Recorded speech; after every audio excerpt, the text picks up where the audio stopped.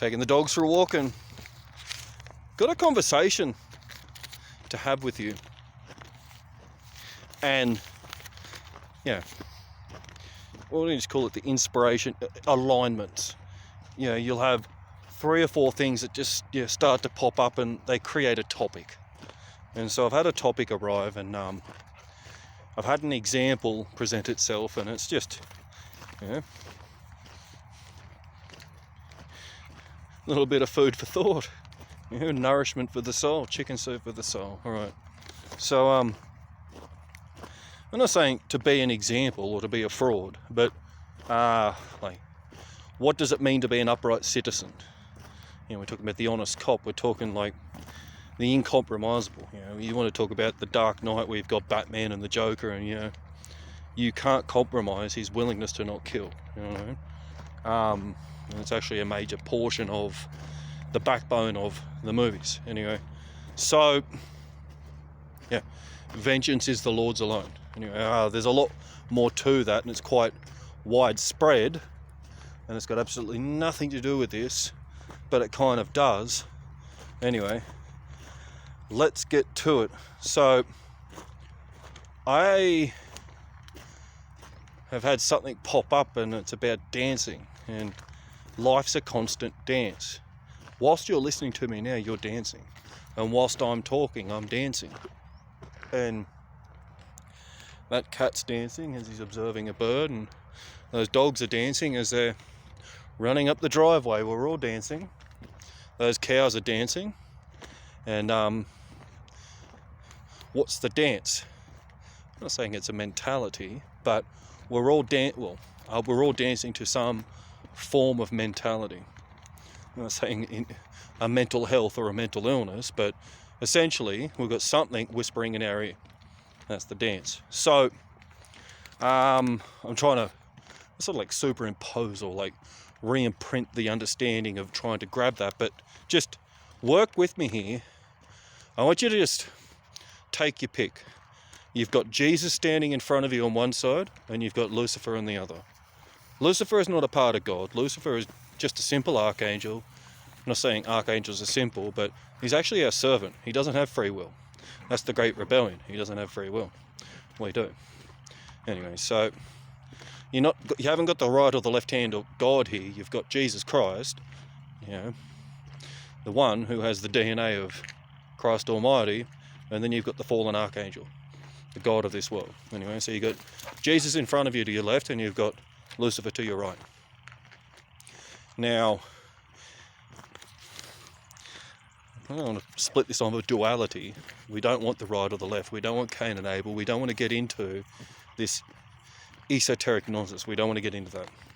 We're going to try and keep, I'm not saying rational, logical. It's not that. It's just the straight down the line comprehension of what we're after. We're after the food for the soul. So you got Jesus to your left, and you've got Lucifer to your right. Now,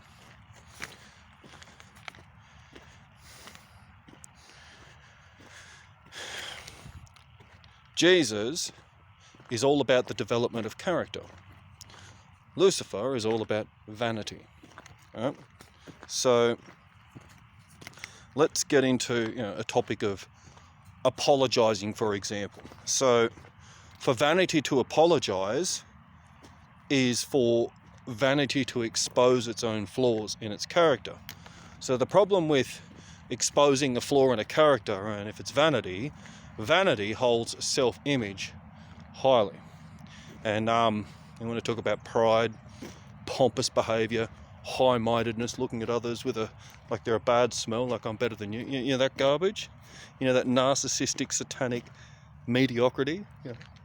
That stuff that is that unworthy that it's not even worth the specks of camel shit that were underneath the sandals that Jesus was wearing when he was on this earth. That shit? Yeah.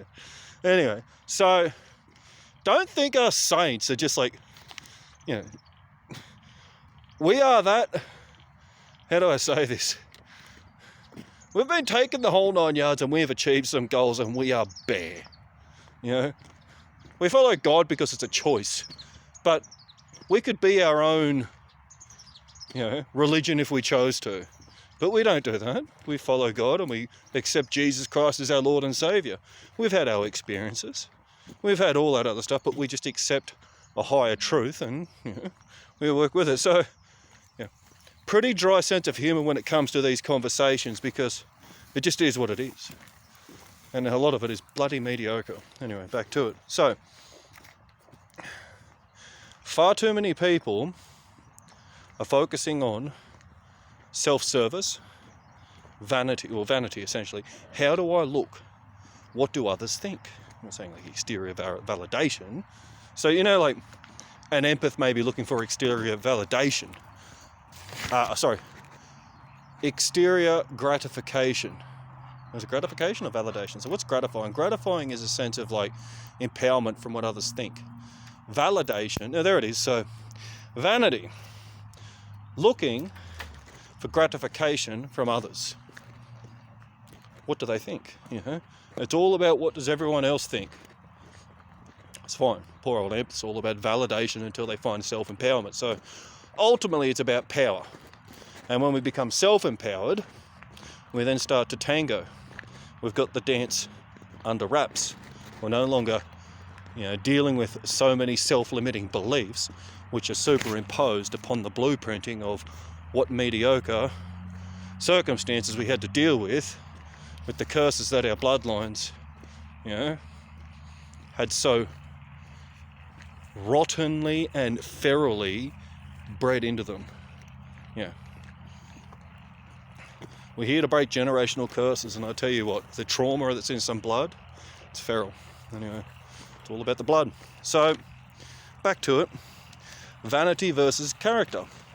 So you've got Jesus to the left of you, you've got Lucifer to the right of you. Now, I don't want to break down the archetypical makeup of, how Lucifer may approach this, but you've only got to have a look at the family dynamics of a narcissistic parent to understand this one. Depending upon how you choose to accept Lucifer in front of you, see, Lucifer's all about conditions. And if you accept him as your God, he'll make you the favourite, like a narcissistic parent. He'll also, if you do not accept him, make you the scapegoat and take the lot out on you. You know what I mean? So then you've got the invisible child, the golden child, the scapegoat child. You've got the children. There's no unconditional love here. Anyway, so it's all about do as I say, not as I do. I'm right, you're wrong. Let's go to Matilda. I'm big, you're small. I'm right, you're wrong. There's nothing we can do about this. But it's pride, it's arrogance. But it's beyond that. It's actually quite embarrassing once you get beyond it to see that what you're dealing with is people that are struggling with self-image, and they're actually avoiding condemnation at all costs because they're suffering with self-condemnation, which inevitably turns into a state of depression. So anyway, you've got Lucifer to the right of you. And then you've got Jesus Christ to the left of you. And so I've got a lot of analogies coming up here. I've got a lot of examples. So imagine, let's go into our imagination here, because I want to really get you to comprehend how Jesus sees you, to really grab it, because you'll find that you're in a battle at the moment where there is a lot of spiritual warfare and you're getting hammered. And you may have forgotten how to love others really well, really unconditionally. Not that you're not loving, but just you've copped it. You're constantly getting battered by spiritual warfare and just your guard's up, right? So the best example that I could pass on right now is I've got a cousin.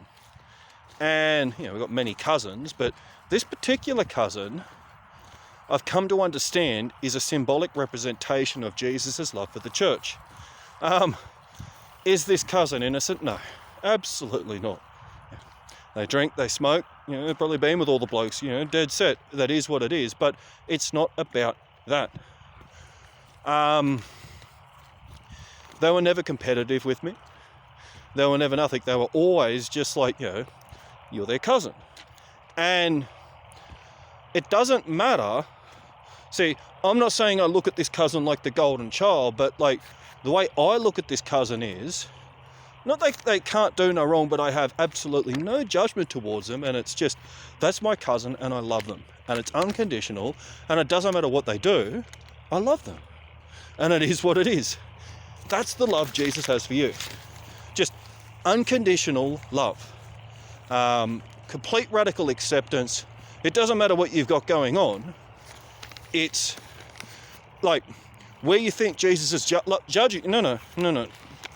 Jesus doesn't judge you. You've got behaviour that's,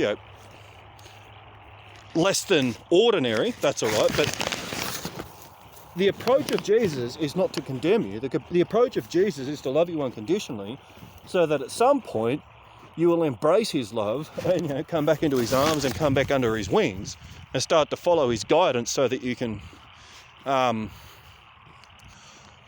walk the path that he has for you once more. But it's an unconditional love that you'll find it hard to fathom, because you've got these preconditioned notions to believe that somehow he's going to judge you. And so we think about the song Nirvana, because this is the one that he used for me, Come As You Are. Come as you are, as you were, as I want you to be, as a friend. He wants you to come as you are. And there are a lot of actual rock stars that are testifying to this. Brian Head from Korn, for example. He came to recognise that Jesus is awesome, because Jesus really is awesome. And Jesus is a relationship that we have with the Holy Spirit within our heart, and we've got our Lord and Saviour. We've got, the throne of God sits within our heart, essentially. And this is I don't want to go into, again, esoteric stuff, but if everything's energy, you've got your heart and you've got your solar plexus, and essentially, they could say that the heart is the home to some of the most wicked crimes within inside a person's psyche. And so you've either got a wicked heart or you don't. But especially recently, I've definitely seen that a person can have a change of heart. And what is a change of heart? Their heart's either open or it's closed. Now, see, this is the thing. What I definitely have come to understand is, if you are heart-centered and empathetic and loving and caring, your heart's open. But if your heart's shut, all of a sudden you're functioning from your solar plexus. You're functioning from your power base, not your love base, right? And our greatest battle is to learn to dance the dance of life with an open heart and not be closed off. I spoke to someone the other day who, honestly, for the first time in longer than I can remember, it threw me that far. It was like a curveball that threw me that far off kilter. As I started to speak to them, they were open-hearted and they were openly vulnerable about what they do and don't know. They were just receptive and willing to learn, and just, they were normal. That's what I thought was normal. But you don't get that too often nowadays. And see, that individual, whether they know it or not, is coming receptive to leadership, coming receptive to a higher path that they're walking, and they do not realise it, but they've had Jesus in their ear for a while now. So I try to get it. You won't ever know that he's been in your ear. See, I didn't know that he'd been in my ear, and then all of a sudden turned up one day. I was like, oh, you're Jesus Christ, are you? So I hear you're pretty important. He's just sitting behind us, arm crossed. How you doing, bud? Been there my entire life. Anyway, so he never left us. He's been with us since we were born. He's been with me since I was born. But what am I trying to get at here? Let's have a look at the conversation. Let's get back to where I was at with the person I was talking to. So they were open-hearted and they were vulnerable and they were willing, and they were, talking about topics like, such as leadership and personal growth and all the rest of it. And just, you could feel the heart-centeredness. So that's someone that Jesus Christ has been working on, right? And with a person like that, it's very open-bodied, their body language is open. When we talk about their physiology, so physically, they've got relaxed stance, they're quite proud of themselves, shoulders are back, they're relaxed, hair's let down, It's a bit like Shaggy from Scooby-Doo, he's just relax. But in control. So, relaxed in control. What a great balance. Now we get to Lucifer that's standing to the right of you.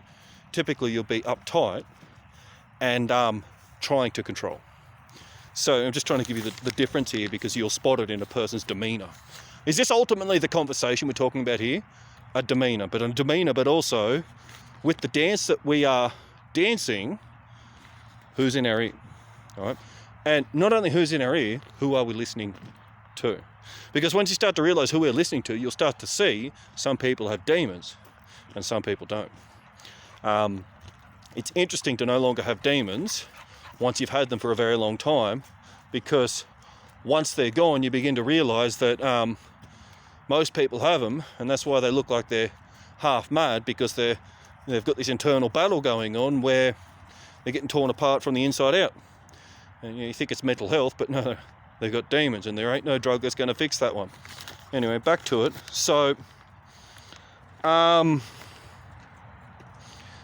want to give you an example about this dance, because the dance that I'm doing at the moment is I'm following God's Petra, and I'm walking into my destiny. I've well and truly walked into it, but there's a specific aspect of it that's unfolding now, and we're in a very precious time. And a part of that was today I had to go to Bunnings to get some potting mix of all things. It is what it is. And other stuff I needed to get as well, but it's the potting mix that gets me. So I went in there and had a great conversation with the people that were there, all is well. And I get to the checkout, and it's quite the bill that I racked up. And as I get ready to pay, because I was in the self-service checkout, and the checkout chick was still checking us out. Unreal. Anyway, so I was like, that's what the Lord does. The Lord gets people to service. It's fantastic. Anyway, so is this the grace of God, or is this their actual mistake, or is this a test for us? I'm trying to show you where they sit, but I want to show you the moral dilemma of having a standard, because was it the grace of God, or did we do the right thing here? So I had the big trolley full of a load of gear, plus this potting mix. And as I'm about to pay, I have a look at the price, and I'm like, they only charged me for one, and there's 10 there. And so I actually pulled her up, and I was like, look, I will literally get crucified by God if I was to get away with this, and it would be simple to do so, and I would just, swipe the card and walk out. But I was like, I ain't going to do that. So I asked her, I was like, can you please go back through and just check and make sure that there's 10 there? She went back through, there was obviously one, and that's why, she added the 10 and it went up to the actual price, and I was happy to pay it. It doesn't bother us doing that. But it's the moral dilemma that came out of the fact that they only swiped one and there was 10 there. Now, I was talking about the dance that we're doing. So I'm dancing. We struggle with this one here because we're the brides of Christ and all the rest of it. So I ain't going to be Mary with a wig on, but so I'm Mary with a wig on just for now, and I'm dancing with Jesus. Yeah, and I'm still dancing. Hey mate. And so my immediate dance is, we're talking about demeanour, is what was the real dilemma here? What would most people have done? I damn well know that most people would have walked out and not said a thing. But that's because of the dance they're dancing and who's in their ear. We're talking about one on the left shoulder, one on the right. So you have an active choice who you allow to be in your ear and what path you choose to follow. A situation like that, we're talking, I have no desperation, and I am not going to rip someone off purely because I see a shortcut to take a cheap run with. God's pretty clear. Sin is sin is sin is sin. No matter what it is, sin's a pretty tenure neutral thing. It's either sin or it ain't, right? And God's definitely upright about sin when it comes to stealing, theft. Anyway, so that predicament was one to explain, can we understand? So you want to talk about like what's really going on within our life, what path are we taking? You've got, let's just say angel on one ear, you've got a devil on the right ear. Let's just say that that's there. You're making the choice who you're listening to. And it is those moments where you believe you've got a score. It's a cheap, grubby thing to take a run with something that you may have scored for free that came from a shop that should have been charged, when ultimately that's paying the wages for the people that are in that shop. So we're talking about, there's a much bigger picture going on here when we need to keep an economy running and people with food in their mouths and their energy bills paid for and fuel in their car and a roof over their head and clothes to wear. So if we all are to make moral decisions of that fashion, that when there is a miss up at the checkout, we ensure to get them to deal with it so that it's no longer there. The dance that we are dancing is we are listening to our conscience. Do you need to have it broken down that simply that Jesus Christ is your conscience? Would that make life easier? Here's one for you. Just if you're struggling with that conscience at the moment, this is not idol worship. Get a photo of Jesus Christ and put him up above the fireplace or above a mantle with a centralized point within your house. Do that, and it's not to worship the photo. God doesn't want idol worship, Do it as a symbolic representation of a conscience. And you'll actually find that because Jesus is, me and Jesus are watching you, because Jesus is on the wall within your house, you'll begin to find that in itself will start to hold you to account, because every time you see it, it's like, better pull up on that one. You know what I mean? So there's nothing wrong with symbolic representations to help align us with a higher level of conscience. But ultimately, what is a higher frequency? What is a higher conscience? That's how we're getting up into the 5D. Greater morals. More honourability. We can't climb the ladder of life without integrity. Integrity equals credibility. Credibility opens doors. The keys to success sitting right there. So I won't pull this out for too much longer, but back to the dance. You will know in those moments who is influencing you and what you are choosing to pursue.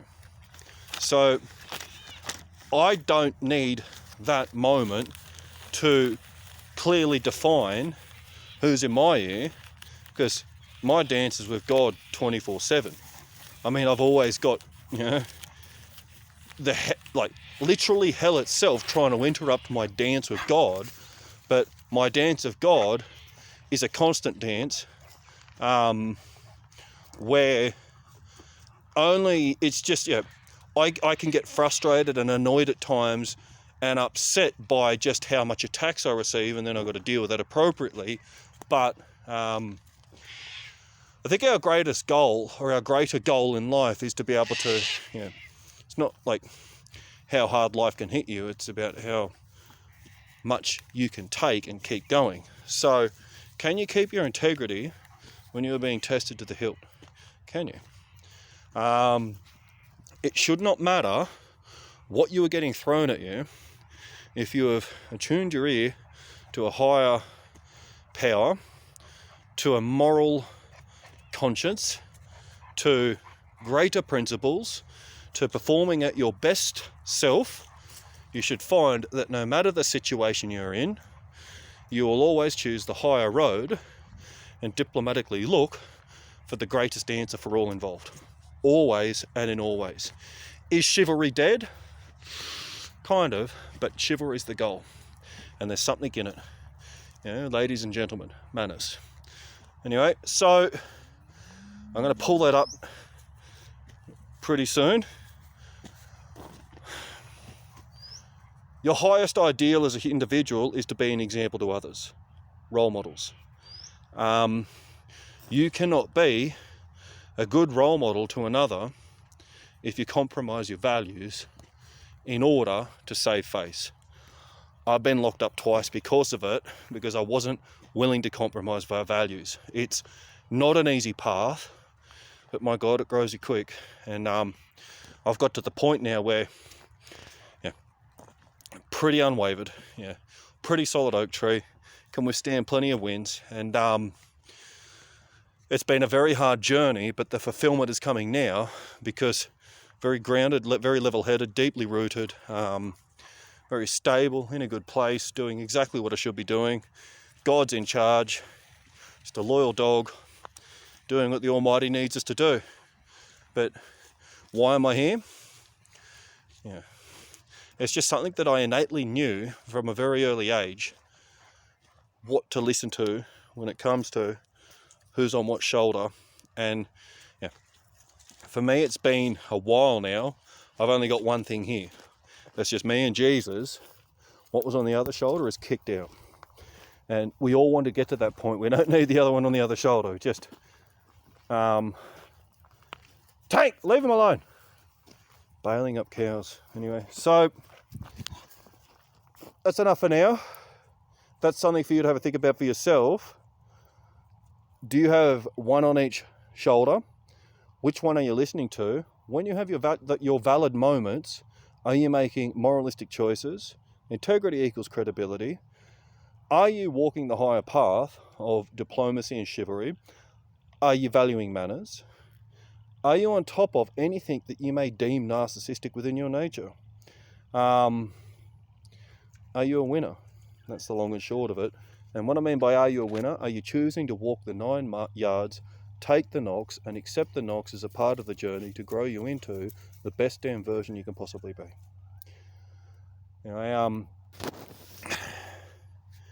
Again and again, you've got a conscience, but with that conscience, you have an active choice to the fear of God is the beginning of wisdom. That is probably the beginning of everything.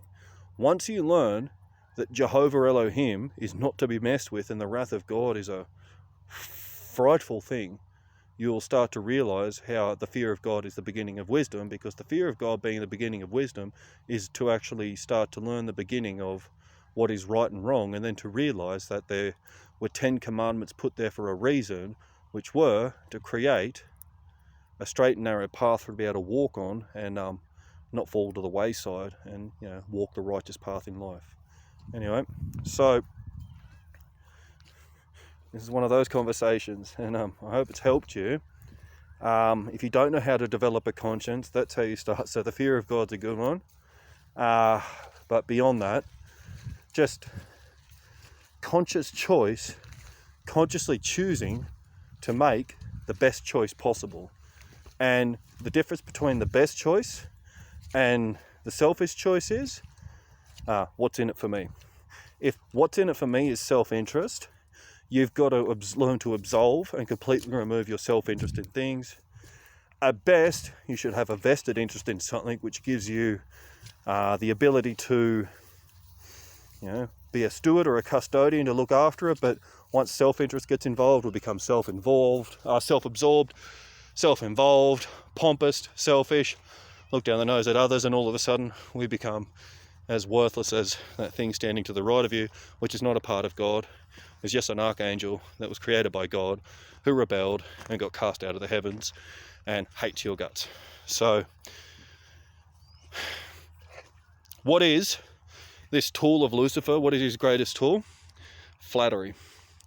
Don't let the flattery of someone in your ear, because you've accepted what they're saying, oh, you're great, you're this, you're that, to fill your head with that much shit that you start to lose sight of the forest from in amongst the trees and become blinded to the truth that it's vitally important to stay humble and stay surrendered to God. Anyway, I hope this has helped someone. It's nothing new, but it should definitely, just going over it, just ironing out, raking out, combing out, just reinforcing the importance of knowing who are you dancing with.